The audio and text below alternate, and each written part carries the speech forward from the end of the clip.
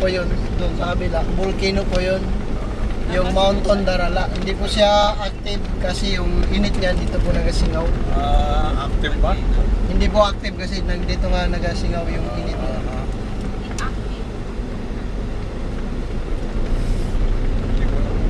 Anong pangalan mo? Yan.